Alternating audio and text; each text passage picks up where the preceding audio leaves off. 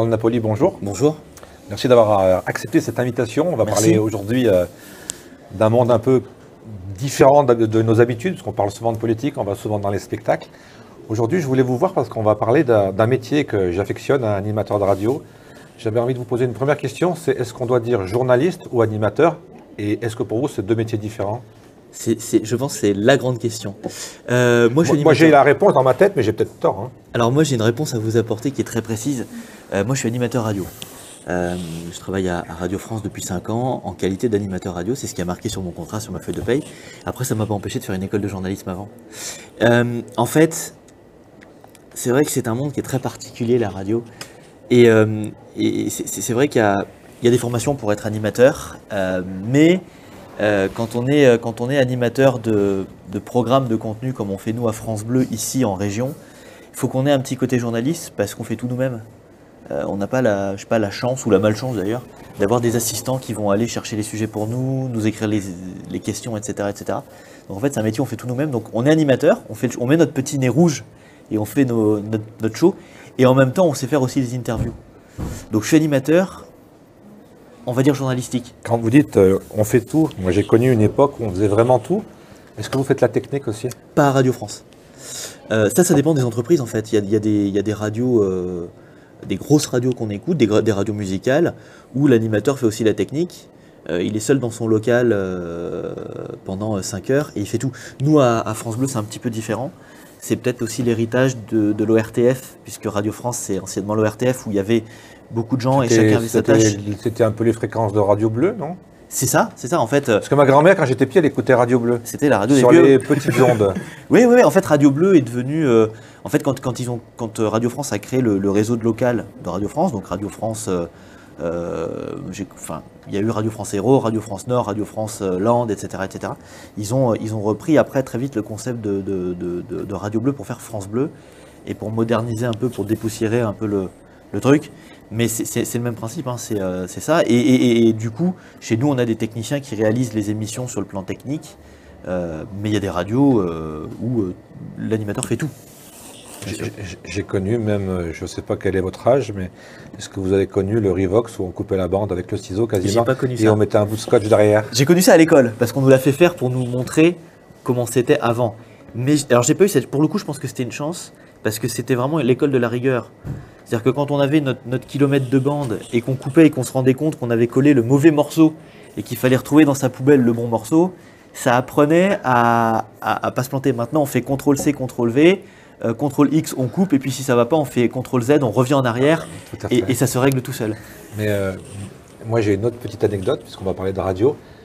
Quand j'étais à Memory, on enregistrait dans le studio Blé, hein, c'était un grand placard, et j'ai enregistré des émissions, et pour faire des arrêts, on faisait pause. Et on se rendait compte en réécoutant avec le casque, on entendait le clic de la pause chaque fois dans l'émission. Ça ne se fait plus. Alors maintenant, c'est presque pareil. Alors Memory, c'était quoi? C'était une radio. Il y a 30 ans 40 ans Attendez, je suis pas si vieux. Memory, c'était à la fin des années 80, ouais, début 90. Ah ben ça commence à faire. Hein. Ouais, c'est vrai. Mais maintenant, on n'entend plus le clic du bouton pause, mais on entend le clic de la souris qui appuie sur le bouton pause. Oui, c'est à peu près le même. C'est à peu près la même chose. C'est à peu près la même chose. Non, mais il y a des anecdotes, on en a à l'appel. Hein. C'est comme quand les radiocassettes à l'époque étaient auto-reverse, c'est qu'elles ne partaient pas dans le bon sens. Il y a tellement d'anecdotes. Il n'y a plus ça maintenant. La plus grande anecdote que j'ai eue, je crois, et que les gens adoraient à l'époque de Memory, c'est que c'était la foire un peu en studio et tout le monde était derrière à discuter, à fumer et tout ça. Et souvent en pleine émission, vous aviez toujours un gars qui passait et qui vous mettait votre 45 tours en 33 tours. Et ça vous faisait... Alors ça, on le fait plus. On peut pitcher effectivement des disques, on le fait pas bien sûr. On ne fume plus en studio, on ne boit pas en studio, et on n'est pas 50 derrière le micro. Mais ça empêche que même la radio, je sais pas, j'allais dire la radio moderne, sans vouloir être méchant, peut offrir de très très beaux moments aussi. Hein. Ah mais les gens adoraient, hein, ils nous appelaient, ils étaient écroulés. Hein. Ouais, mais on ne le fait plus ça. Et je pense que le pire à l'antenne, c'est quand même les fous rires, parce que c'est dur hein, de se contrôler quand on a un fou rire. Ah ben c'est le principe du fou rire, c'est que c'est incontrôlable. Ah, ça dure. Hein. Et alors le fou rire est vraiment drôle quand il arrive au mauvais moment. C'est-à-dire quand on annonce un truc qui est clairement pas drôle.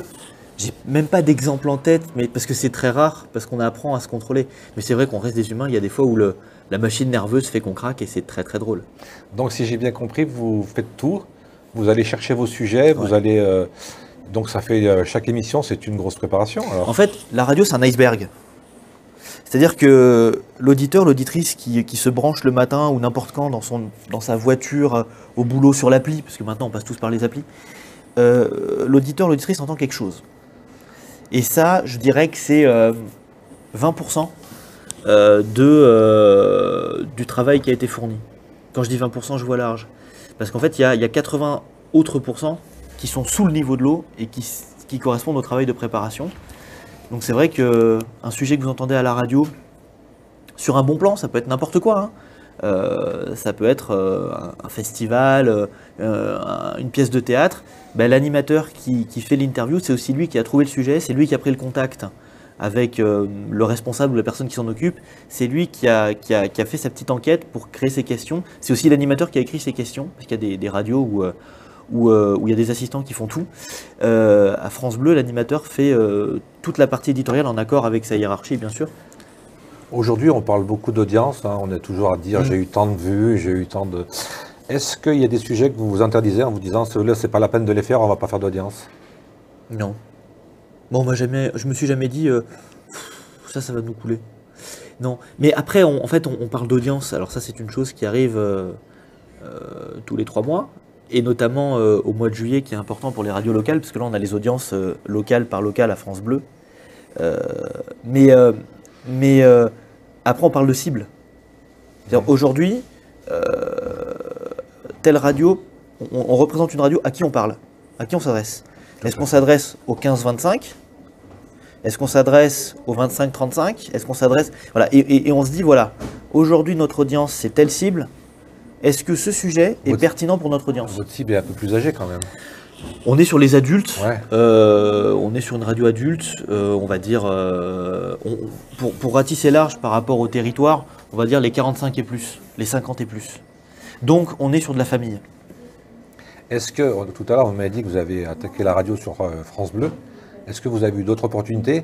Et si, là aussi, une question un peu délicate, mais si c'était un autre support ou si c'était une autre radio, est-ce qu'on parle, j'ai envie de dire, au micro différemment? Ou alors Charles Napoli, il parlait de la même façon s'il était sur Chéri FM ou ou sur Radio Vert, puisqu'on parle de Radio Bleue. Chaque radio a son identité et chaque radio a sa façon de faire. J'ai commencé en radio associative, j'avais 15 ans. On ne se posait pas la question de savoir quelle est la cible. On se posait pas la question de savoir... On se demandait si on avait des auditeurs déjà. Ouais, on ne se posait même pas cette question. On faisait de la radio, on était content de faire de la radio. Voilà. Moi en plus, j'ai commencé dans une radio à l'époque c'était la seule en France, une radio faite par des jeunes, par des enfants. Donc nous, les questions de stratégie d'antenne, on n'était pas dedans. Et puis le but, c'était d'apprendre à s'exprimer. Donc clairement, désannoncer un disque ou annoncer un disque... On le faisait, on se trompait même des fois dans le nom de l'artiste, on se corrigeait 15 fois avant d'arriver à trouver la bonne prononciation. Mais c'est vrai que chaque radio a sa façon de parler différente en fonction de sa cible. Dire, un ton. Chaque radio a son ton en fonction de sa cible. Écoutez RMC.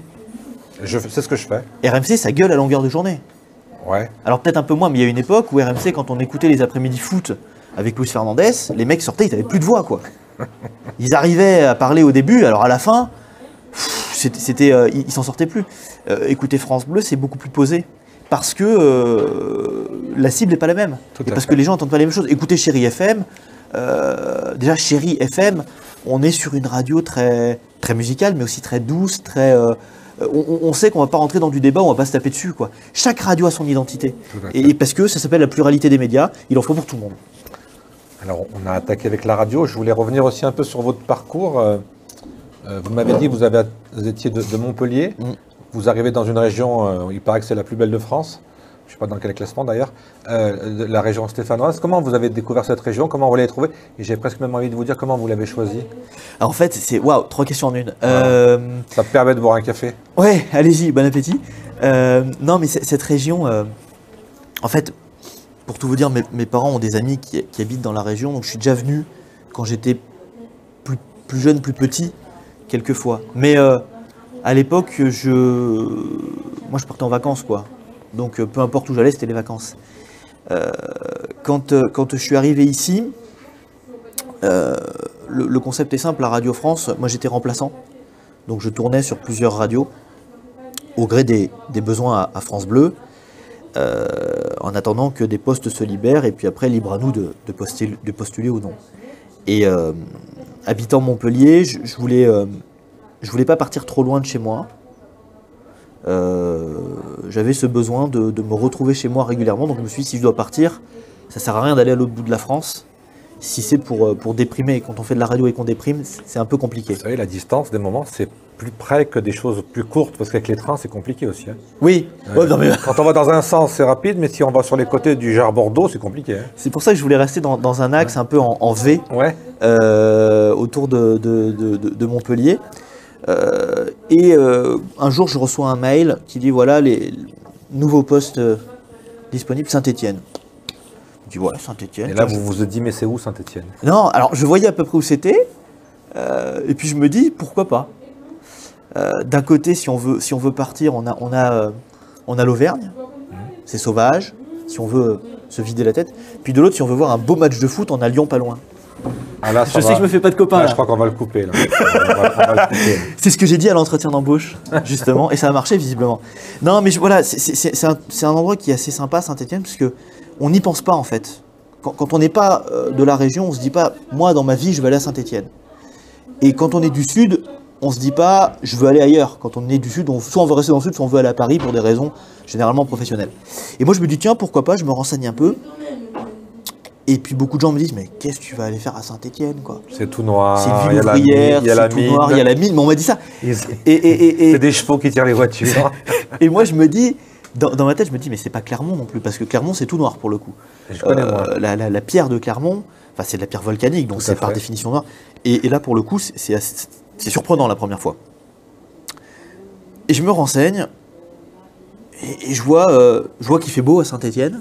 On a du soleil parfois. Je vois qu'il fait chaud à Saint-Étienne. Quand les mines s'arrêtent, le soleil apparaît. C'est ça. Et je me dis, mais en fait, pourquoi pas? C'est pas très très loin de Montpellier du sud. Ça a l'air assez préservé, assez calme en soi. Et puis c'est un endroit que je connais pas. Et je me dis, bah autant aller le découvrir. Et quelle est la première chose qu'on a envie de voir, à part un beau match de foot à Saint-Étienne? La première chose, une remontée en Ligue 1, c'est la première chose qu'on a envie de voir. Moi j'en ai déjà connu 2 ou 3, donc pas moi, c'est pour ça. Ça arrive chaque fois. Donc, ça arrive souvent. Ouais. Bon, ça va arriver. Ça arrive souvent, non, 2-3 fois en 50 ans. C'est pas souvent, mais. C'est une petite moyenne. Mais la première chose, moi, que j'ai eu envie de voir, c'était de découvrir la ville, parce que finalement, je la connaissais pas. Et c'est vrai qu'on a les clichés de la Manu, de la mine, il y a le musée de la mine, et moi, c'est clairement pas la première chose que j'avais envie de voir, déjà parce que je l'avais déjà fait, le musée de la mine, mais j'avais envie de me dire, bon, ça c'est un peu on va dire les clichés, c'est comme quand on va à Paris, on va voir la Tour Eiffel, on va voir l'Arc de Triomphe. Quand on va à Bordeaux, on va au Miroir d'eau, à côté du fleuve et basta. Quand on va à Lyon, on va en plein centre-ville, on va au parc de la Tête d'Or, mais il y a peut-être d'autres choses. Et moi, ce que j'avais envie, c'était de me perdre en ville, d'aller me balader dans la ville, en fait, pour voir ce que c'était Saint-Étienne, entre guillemets, en vrai, au-delà des spots un peu clichés, entre guillemets, que tous les touristes je vous pose la question, parce que découvrent. nous, on a toujours... Quand on est né dedans, on a du mal à lever le couvercle, quoi. Ouais. Moi, j'avais envie juste de me balader dans la ville pour voir à quoi ça ressemblait, quoi. Cette ville, moi, j'avais vu que c'était une ville un peu cosmopolite avec beaucoup d'Italiens, beaucoup de gens d'origine étrangère, Il y a un melting pot à Saint-Étienne. Et moi, je me suis dit, ben, quand on prend plein de gens d'origine différente et qu'on les mélange, qu'est-ce que ça donne? Et j'avais envie de découvrir ça. Et c'est la première chose. Ça fait partie des clichés aussi. Ça fait sûrement partie des clichés. Parce qu'on se rend compte avec le temps et les mœurs qui ont évolué, c'est que chacun vit dans son coin et ne se mélange pas. Ouais. Il n'y a pas tellement, il y a des communautés, pas tellement de brassage finalement. Ouais. Mais c'est assez surprenant pour cette ville où, moi on m'a dit c'est une ville qui est solidaire. J'entends tout le temps ça et tout le monde vous dit que les gens sont très très sympathiques, donc on va le croire. Pour nous c'est naturel, donc on s'en rend pas compte. Quoi. Ah, moi ça me surprend des gens qui... Mais encore que ça a bien changé, vous avez connu l'ambiance il y a 30-40 ans, c'était complètement différent. J'étais pas né. Oui. J'étais pas né. Mais c'est vrai que des gens qui vous disent bonjour dans la rue sans raison, moi ça me surprend. Nous ce qui nous surprend, c'est quelqu'un moi ce qui me surprend toujours, c'est quelqu'un qui répond pas. Ouais. Ça c'est un choc pour nous. Parce que dans le sud, on se dit pas forcément bonjour dans la rue. Dans le sud, quelqu'un qui vous bouscule va pas forcément s'excuser. Enfin, je dis dans le sud ou dans d'autres régions. Ici, moi ça m'est arrivé 2-3 fois à la sortie du tram, quelqu'un sort du tram, me rentre dedans sans faire exprès. Pardon monsieur. Pardon. C'est excusé là. Ouais, c'est naturel. Il y a une sympathie quand vous rentrez dans un commerce. C'est un truc tout bête. Vous rentrez dans un commerce, n'importe lequel. Le gérant, le patron vous dit bonjour. Il y a des endroits, moi j'ai connu des endroits dans le sud où on dit toujours la chaleur humaine, le sud, les cigales, qu'est-ce que c'est beau, bichette, peu cher. Mais si je peux t'arnaquer, en général la suite c'est si je peux t'arnaquer. Mais ça coûte cher, hein. Vous arrivez dans le sud, le commerçant vous dit bonjour quand vous êtes à la caisse. D'accord. Parce que la caisse elle est au bout du magasin et qu'ils ne font pas attention. Voilà. Après vous savez, on est en plein dans les clichés, mais c'est assez paradoxal parce qu'on a une forte population à l'origine qui vient de Haute-Loire. Ouais. Et les gens de Haute-Loire, dans les mœurs, sont beaucoup moins chaleureux pourtant. C'est particulier. On a toujours fait une frontière à Saint-Étienne avec la Haute-Loire. On n'est pas de la Haute-Loire. Quand on est à Saint-Étienne, on est de la Loire. Et il y avait une frontière. Et quand on fait un peu d'histoire, on se rend compte qu'il y a énormément de gens qui viennent de la Haute-Loire. Mais je pense qu'on en revient toujours à la mine. C'est la mine qui a changé la mentalité des gens. Ouais, puis maintenant, il n'y a plus de frontières. Enfin, il y a pas mal de gens qui sont aussi partis habiter en Haute-Loire parce que c'était encore moins cher. Il n'y a qu'à voir l'état du trafic le matin. La N88 le matin c'est impraticable et le soir pareil. Et je pense que ça s'est un peu, effacé tout ça. Mais moi c'est ça qui m'a surpris, c'est cette sympathie qu'il y a ici. Moi ça m'est arrivé de voir des gens faire tomber leur sac de course. De voir des gens faire tomber leur sac de course comme ça et d'avoir 3-4 personnes qui arrivent pour les aider. Mais avant, il y avait beaucoup de gens qui portaient les sacs des mamies. Mais moi, ça m'a surpris. Ça, c'est la première chose qui m'a surpris. Et puis alors, il y a un truc que je trouve dingue à Saint-Étienne, et je trouve que c'est... je ne l'ai jamais vu ailleurs, c'est qu'ici, on peut être en plein centre-ville, on entend les oiseaux chanter. Je sais pas si vous avez déjà remarqué ça. Non, mais c'est un disque.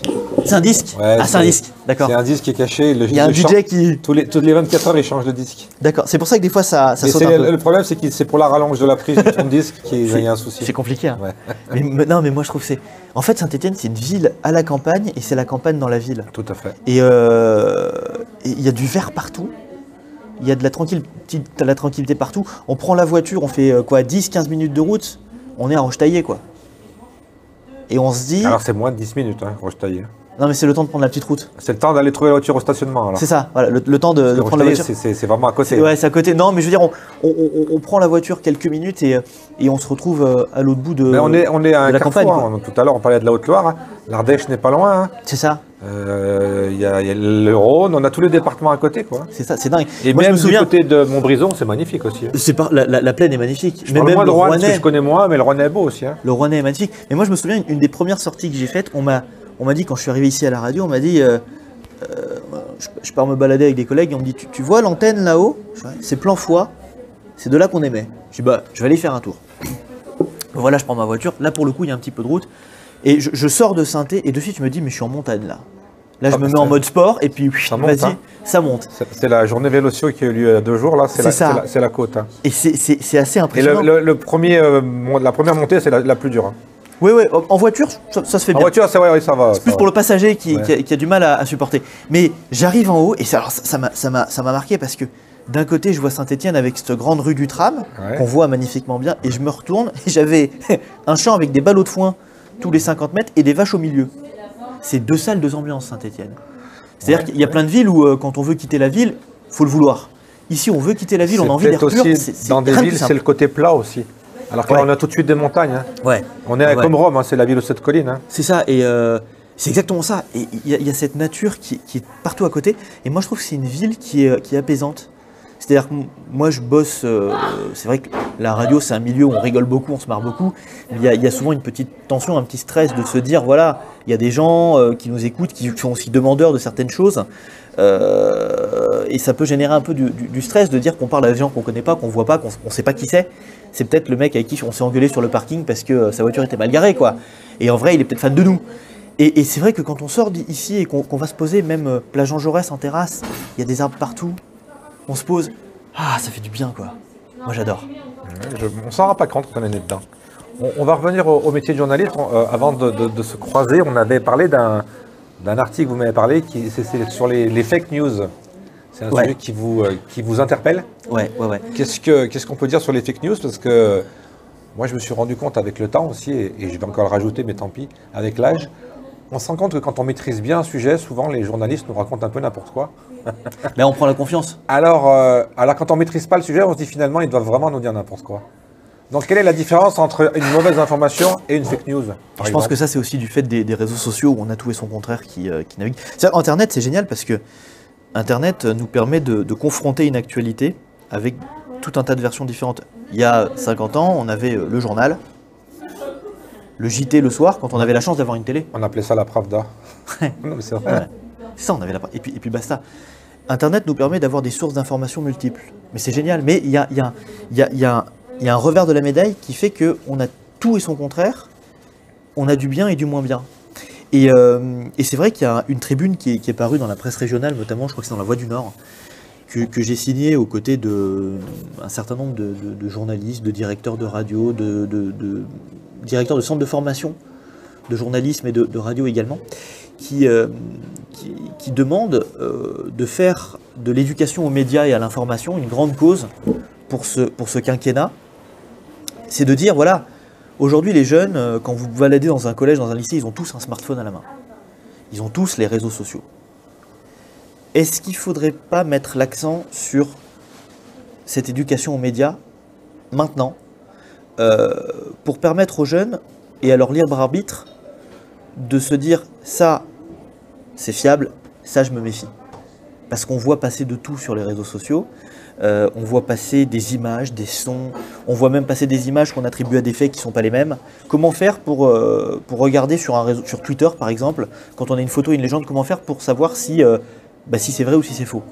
Il y a des gens qui travaillent là-dessus. Dans toutes les grandes rédactions maintenant, il y a des pools fake news, les décodeurs, il y en a partout. Comment on fait aujourd'hui pour débusquer une fausse info, pour se dire, là il y a un truc qui cloche dans ce que je lis, dans ce que j'entends, dans ce que je vois, il y a un truc qui ne va pas. Ça s'appelle de l'éducation aux médias. Et j'ai signé cette tribune parce que j'estime que ça doit être une grande cause dans un quinquennat. Alors, voilà, ça tombe bien, les élections sont maintenant, mais c'est l'éducation en général qui est importante, que ce soit aux médias, à la culture, l'éducation à la vie tout simplement. Il faut vraiment se pencher sur cette problématique et se dire les médias sont partout. Avant les médias c'était la télé, le journal, la radio. Maintenant la média c'est la télé, le journal, la radio, Internet. Et dans Internet il y a les sites de médias, il y a les réseaux sociaux. Aujourd'hui vous ouvrez TikTok. À la base, TikTok, c'était des défis de karaoké, quoi. Aujourd'hui, tous les médias ont un compte TikTok où ils balancent des infos en moins d'une minute. J'ai vu qu'il y avait aussi Twitch, je n'ai pas tout compris. Là. Twitch, plateforme de vidéo. Je crois que c'était des jeux vidéo, on m'a dit à la base. Samuel Etienne, qui anime la matinale de France Info, a un compte Twitch.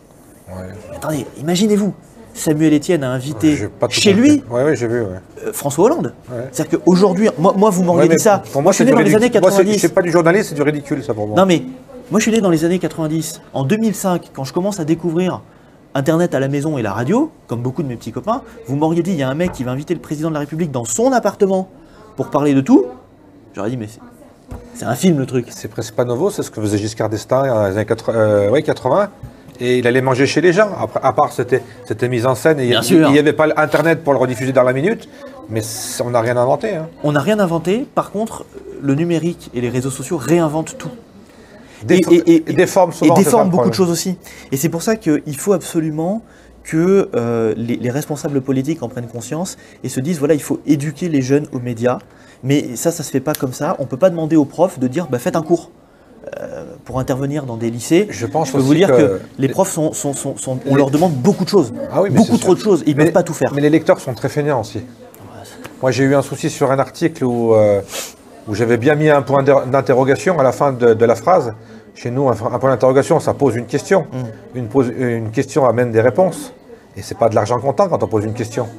Si on dit il va faire beau demain avec un point d'interrogation, on se demande quel temps il va faire. Et là, tout le monde l'a pris pour argent comptant et ils ont tous oublié le point d'interrogation. Et bon, après, les responsables des grands groupes m'ont appelé et tout, mais j'avais raison quand même, mais bon. Mais ça fait tout un cinéma. Et bon, j'ai même eu un article sur la tribune en disant que j'avais raconté n'importe quoi, mais ils ont tous oublié qu'il y avait un point d'interrogation au bout de la phrase. Et ça fait partie de l'éducation aux médias. On voit les fautes d'orthographe parce qu'on est attaché peut-être aux Français, mais pour moi, quand on met un point d'interrogation, on pose une question. Donc je me suis dit, même les vrais journalistes, ils font pas leur boulot à fond là aussi. Hein. Parce que s'ils avaient vu le point d'interrogation, ils auraient compris que c'était une question, pas une affirmation.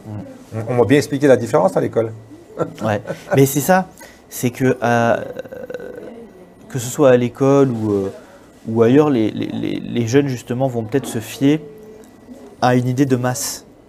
Si vous prenez 10 personnes, il y en a 6 qui Oui, mais on a eu la même donnent une souci version. à une époque, dans les années 80, si TF1 l'avait dit, c'était que c'était vrai. Hein. Voilà. À une époque, c'était forcément vrai puisqu'ils le disaient à la télé. On l'a vu dans le Poste. Voilà. Moi, j'entendais ma grand-mère qui disait, ils ont dit dans le Poste que... Ah, ma grand-mère, elle disait, ils l'ont dit sur la une. Ouais, voilà. Mais donc c'est vrai. Il y avait ce souci là. Le problème, encore une fois, c'est qu'aujourd'hui, on ne se limite pas à 3 types de médias différents. Aujourd'hui, les réseaux sociaux amplifient tout et les infos, qu'elles soient vraies ou fausses d'ailleurs, se répandent beaucoup plus vite. Et donc, il faut se poser la question de dire, est-ce qu'on dirait pas à nos jeunes aujourd'hui, faites attention. Ça ne veut pas dire soyez complotistes et pensez que tout est faux. C'est justement ça. La fake news, le complotisme, il ne faut pas virer dans le mauvais penchant. Mais justement, comment faire pour faire travailler son libre arbitre et se dire, je vais me méfier parce que je ne suis pas sûr, sans se dire, tout ce qu'on me dit est faux, la vérité est ailleurs. Il y a une différence entre remettre en cause et être complotiste. Ça s'appelle la zététique, l'art de tout remettre en cause. Moi, la science même. J'ai toujours dans mes gènes l'idée qu'une information, il faut la vérifier à 3 endroits différents. Si elle revient à 3 fois, elle doit être à peu près vraie à mon avis. Mais si on la voit qu'une seule fois, c'est quand même assez bizarre. Le problème, c'est que des fois, on a plus le temps. Et on le voit, ça arrive de temps en temps dans des médias, dans des grands médias français ou même étrangers. Ben, ils publient un erratum en disant, en fait, la base du clic. on s'est trompé. Ben, vous avez l'exemple de la semaine dernière du logement des squatteurs, là. Ceux qui ont acheté, ils avaient menti. Ouais. Et encore, quand on fait le détail, on voit que la journaliste se pose plusieurs fois la question. Vous êtes sûr que faire face à quelqu'un qui ment bien? Qu'est-ce que vous voulez faire? C'est la même chose quand on dit du mal de quelqu'un et que 15 jours après, on se rend compte que... Ça, c'est le téléphone, c'est pas très grave. On se rend compte que c'était faux, mais on a fait du mal à une personne pendant qu'on l'a fusillé. C'est le même principe pour le harcèlement scolaire. Quand des jeunes vont envoyer des fausses infos sur leurs réseaux sociaux, sur d'autres, ça peut détruire des vies. On voit des gamins qui sautent par des fenêtres parce que d'autres, pensant juste faire une blague, rigoler comme ça, déconner entre potes, ont balancé une rumeur. C'est le principe de la rumeur. Sauf que la rumeur à grande échelle, ça devient une fake news. Et c'est très dangereux. Et c'est pour ça qu'il faut absolument se pencher sur la question en milieu scolaire. Parce que moi, je pense que les enfants d'aujourd'hui, les enfants qui sont aujourd'hui dans les collèges, dans les lycées, ce sont eux qui seront les décideurs de la France et de l'Europe demain. Et il faut absolument éduquer ce libre arbitre et se dire, attention, cette info, j'ai un doute, comment faire pour la vérifier? Comment, entre guillemets, remettre les choses en cause sans virer dans tout ce qu'on me dit est faux, la vérité est ailleurs, encore une fois, parce que là, ça devient très dangereux aussi. Mais je crois que c'est comme dans beaucoup de sujets, la base, hein, et on l'a entendu souvent à notre génération, c'est l'éducation. L'éducation. Et oui, parce que là, on parle d'éducation aux médias, parce que tous les signataires font partie des médias ou sont des chercheurs dans le domaine de l'actualité, de l'information, de la science. Mais moi, je pense que la grande cause nationale, c'est l'éducation, en fait. Tout part de l'éducation. Tout part de l'éducation. Mais vous ne pouvez pas aujourd'hui demander à des profs déjà débordés d'en faire plus. C'est très compliqué. C'est pour ça que si on met un point d'honneur sur l'éducation aux médias, ça fera peut-être bouger les choses. J'interviens dans des lycées avec Radio France, dans un dispositif qui s'appelle Classe Média. Et alors là, c'est génial. Cette année, on a travaillé avec des classes de Sciences Éco, de première Sciences Éco, sur l'élection présidentielle. Ils n'ont pas encore le droit de vote, ces jeunes. Et moi, ils m'ont appris des choses, des concepts électoraux, j'allais presque dire scientifiques, qui traduisent nos comportements face aux urnes et au moment de voter. C'est des jeunes qui ont tout à fait leur mot à dire, même s'ils ne votent pas encore. Et je pense que quand on intervient dans ces milieux-là, on voit les choses de l'intérieur. Moi, je vois des profs qui font un travail fantastique, mais vraiment. Mais c'est partout. Hein. Des profs qui... Il y a des gens fabuleux partout. J'ai fait des conférences téléphoniques avec des profs jusqu'à 21h. Ils avaient cours à 8h le lendemain et ils avaient encore leurs gamins à s'occuper. Mais ils se sont donnés corps et âme dans le projet. C'est des passionnés. C'est des passionnés. Et ces gens-là, ils n'ont pas les moyens de faire les choses, en fait. On leur donne pas les moyens. Mais ils le font quand même. On l'entend souvent. C'est super compliqué. Ils font un peu du système D. C'est ça. Ah, mais c'est voilà, dans un grand lycée. Hein. Je vous parle pas d'un petit lycée paumé. Non, mais on entend toujours les mêmes retours. Ah ouais. Donc il y a un fond de vérité, comme on dit. Mais les jeunes sont intéressés par l'actualité. Moi, j'ai vu des jeunes qui me disaient ça m'intéresse, mais je sais pas où aller en fait.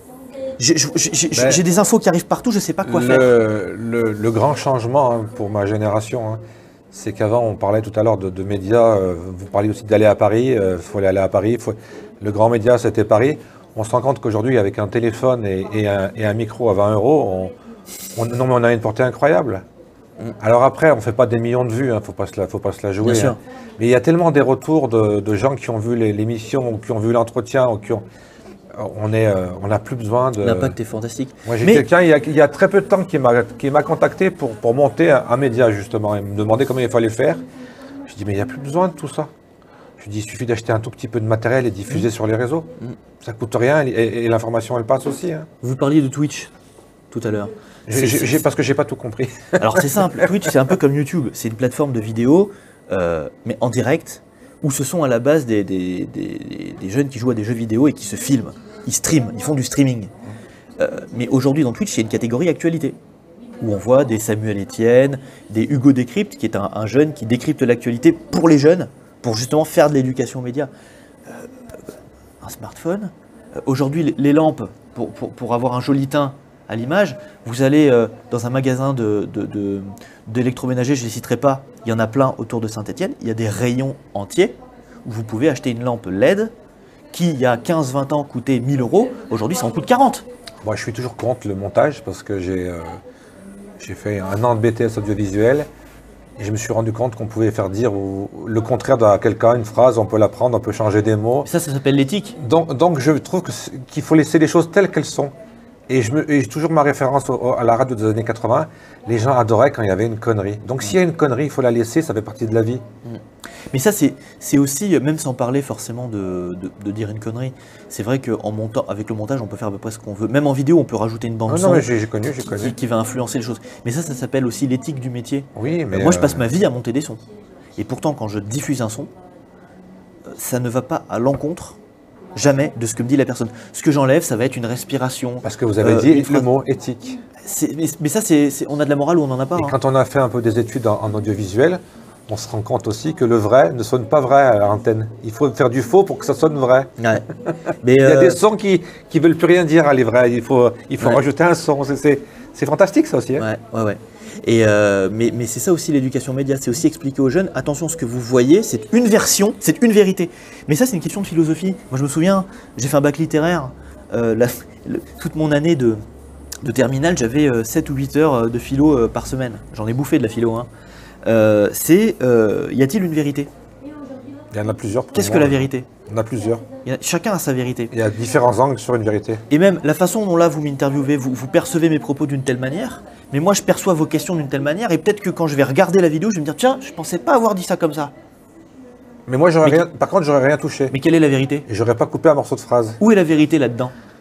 Mais de toute façon, il ne faut pas se leurrer. Hein. Ce qu'on fait, c'est des choses éphémères. Hein. Mais bien sûr. Dans 6 mois, 1 an, mais peut-être ça n'existera plus, ça aurait été scratché. Et peut-être qu'aux prochaines élections législatives, un candidat va se présenter et la vidéo que vous avez fait de lui il y a 3 mois va ressortir parce qu'il a dit quelque chose qui fait écho à ce qu'il racontait dans Le Progrès, sur France Bleu ou autre. C'est ça qui est quand même, entre guillemets, dangereux, c'est que ce qu'on dit aujourd'hui, c'est éphémère.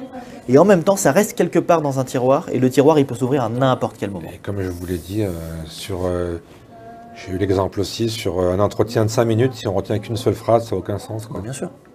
Il y a un avant et un après. Bien sûr. Pour conclure, l'avenir de Charles Napoli, c'est quoi alors? C'est une autre région à découvrir, c'est d'autres formats d'émissions, c'est...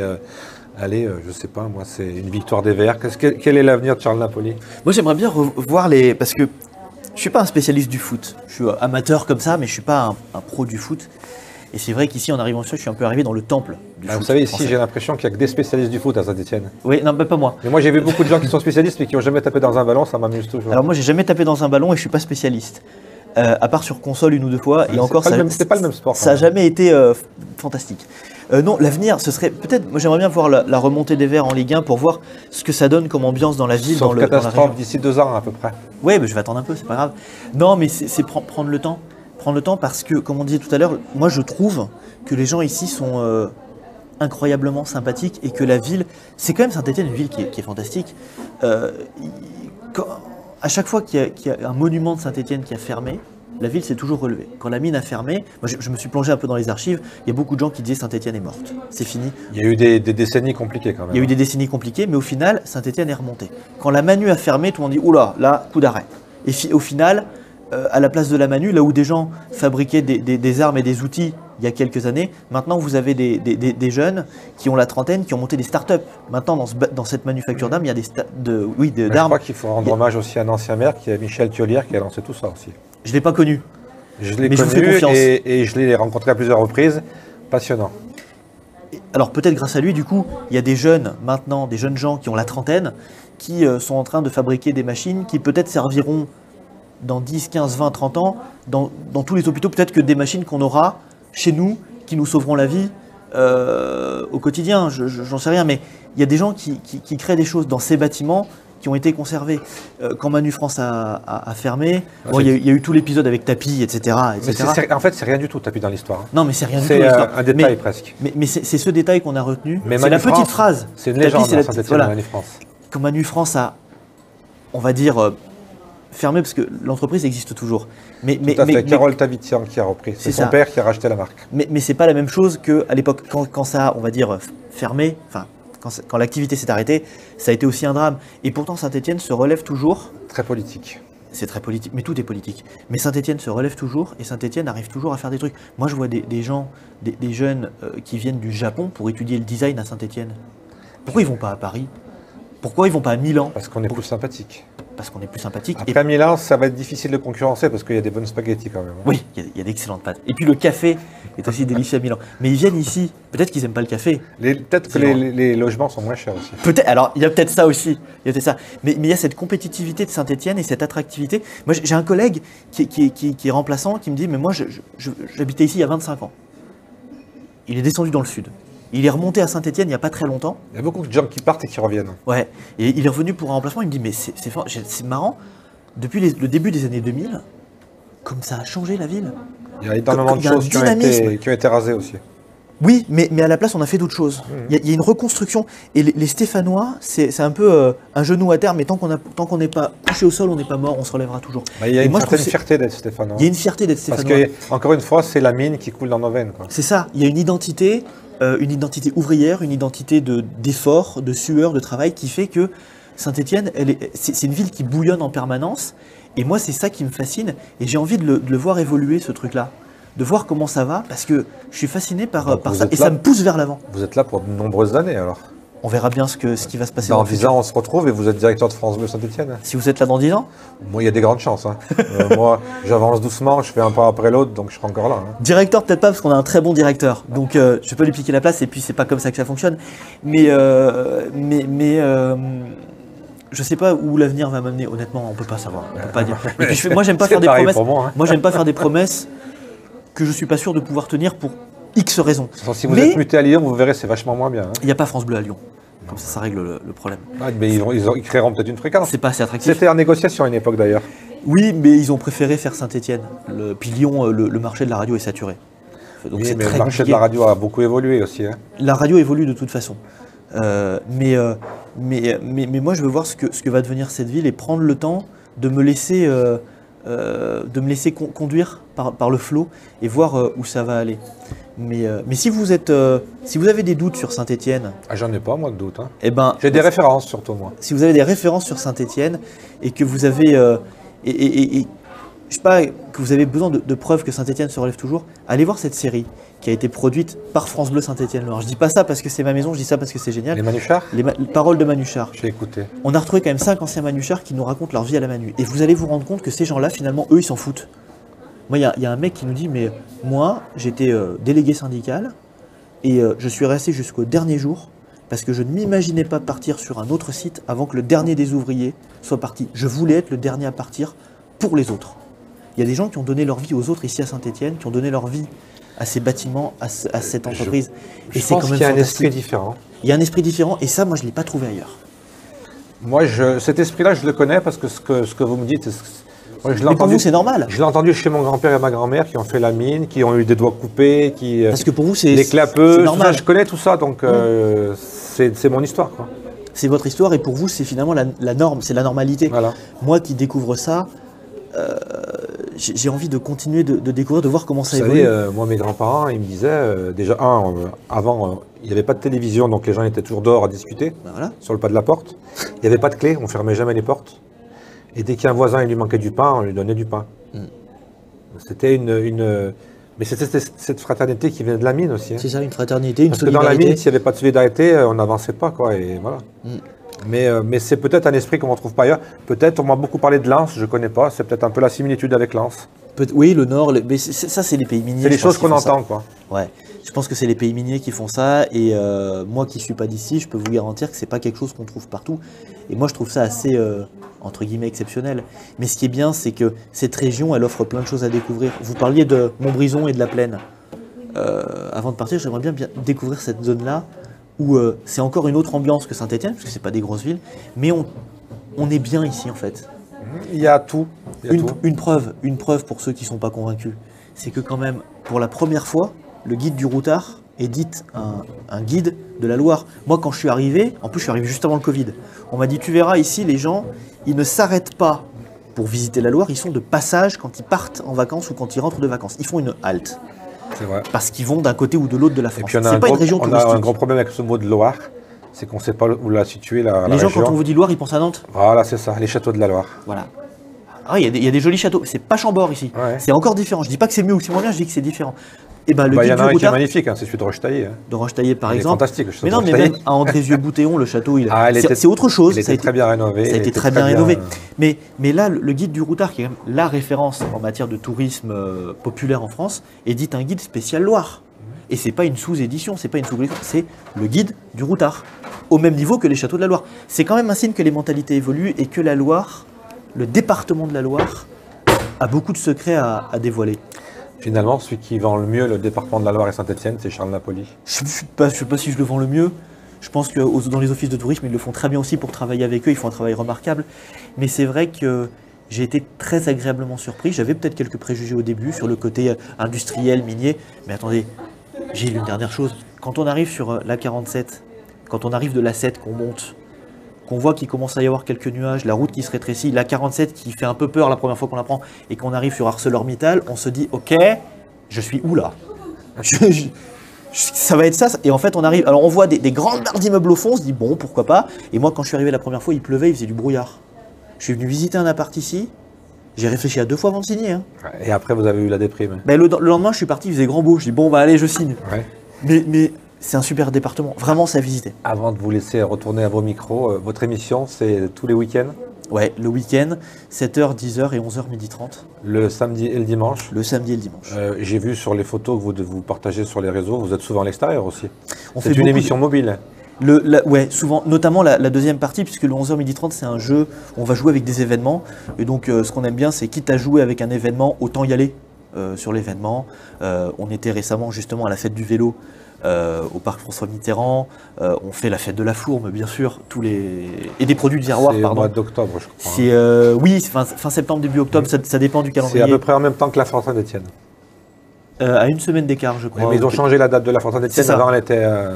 On fait beaucoup d'extérieur justement parce que France Bleu Saint-Étienne-Loire, c'est une radio qui va fêter ses 10 ans l'an prochain. Déjà.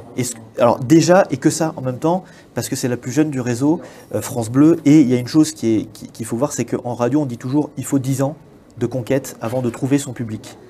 C'est un truc que j'ai toujours entendu dire, et donc si on ne va pas à la rencontre des gens, c'est pas les gens qui vont nous chercher.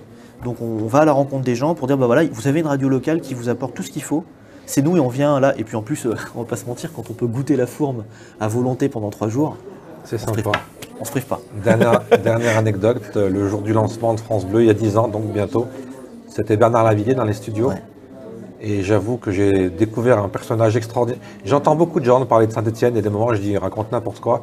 Et Lavilliers, tous les détails qu'il a donnés, c'était exactement ça. Et j'ai dit, chapeau monsieur le Lavilliers. Parce que son grand-père, ou son grand-père, il me semble, travaillait dans le bâtiment où nous sommes, nous, aujourd'hui, quand il travaillait à la Manu. C'était le bâtiment de l'imprimerie des modes d'emploi, finalement. Mais vous savez que tout ce quartier-là, on ne le voyait pas, nous, les badauds, parce qu'il y avait des énormes murs devant. Ah oui, C'était l'armée, c'était la forteresse, il fallait... C'était une zone militaire, donc Voilà, il y d'accès. avait même, si je ne dis pas de bêtises, des souvenirs d'enfance, il y avait des barbelés Bien au-dessus sûr, des comme, murs. comme toute caserne. Donc c'était tout un secteur qu'on n'imaginait pas, ceux qui n'étaient pas habilités à rentrer. Et pourtant, c'est magnifique. C'est juste génial de travailler. Moi qui suis jeune et qui fais de la radio locale et de patrimoine, où on s'intéresse au patrimoine local, je suis dans un bâtiment historique qui a vécu des dizaines d'années, qui a vu passer des milliers de gens qui ont chacun des familles et des histoires ici dans la région. L'impact, enfin vous voyez ce que je veux dire? La mise en perspective, c'est de se dire qu'on est au cœur du patrimoine local. Et c'est juste un peu, il y a un côté un peu magique à bosser dans cette cité du design. Et puis on a encore une fierté à Saint-Étienne, c'est qu'on a La râpée? Oui, enfin ça c'est une importation qui vient d'Annonay, hein, qui vient de l'Ardèche, la Crique. Oui, mais Mais on a une fierté, c'est une grande marque, c'est Casino. il y a ça aussi. Il y a aussi, c'est quand même un groupe qui s'est construit sur une échoppe. Et vous savez que ça se joue à rien. Ils avaient un concurrent à l'époque qui s'appelait les magasins bleus, qui était presque plus développé que Casino. On n'entend plus parler d'ailleurs. Non, malheureusement, les fondateurs, ils sont morts très jeunes et la marque a décliné. Il y a une place qui a été inaugurée il n'y a pas très longtemps du fondateur. Et finalement, ça se joue à rien, mais le commerce est un peu né aussi dans la région stéphanoise, sous cette forme en tout cas. Et quand on voit ce que c'est devenu maintenant, ce groupe, c'est là qu'on se dit qu'il y a quand même un dynamisme fort dans la région. C'est-à-dire que moi j'ai l'impression qu'à Saint-Étienne, on peut tout faire. Allez, je vous donne une dernière anecdote et après je vous laisse filer à votre micro. Vous savez pourquoi le maillot des Verts, il est vert? Oh, il doit y avoir une raison très Parce particulière. que l'équipe de Saint-Étienne a longtemps été affiliée, c'est d'ailleurs je crois que c'est le groupe Casino qui l'avait lancé, c'était du football de coopérative à l'époque, et les stores des magasins Casino à l'époque étaient verts. Tout est lié. Tout est lié. On peut tout faire à Saint-Étienne. À Saint-Étienne, on a des ailes et on part avec 1 euro et on monte des empires. Et en plus on a été la première ligne de train. Oui, en plus. Et il y a tellement de choses à dire. Il y a tellement de choses à dire. C'est pour ça qu'il faut aller sur notre site, il y a plein de choses. En tout cas, Charles Napoli, merci beaucoup pour, Merci, Gilles. pour ce rendez-vous. Et puis, moi, je vais continuer de vous suivre sur les réseaux. Avec Et plaisir. puis, on va peut-être se recroiser très Twitter, bientôt. Instagram. Ouais, non, mais moi, j'ai plus l'âge. Hein. Je comprends rien et ça m'énerve. Je dis ça pour les gens qui nous regardent et qui ont l'âge. Et moi, je crée un compte et 15 jours après, je me rappelle plus du code que j'ai mis. Alors, on est bien beau. Bon courage. Ouais. Bonne journée, Charles À Napoli. bientôt, Gilles. À bientôt.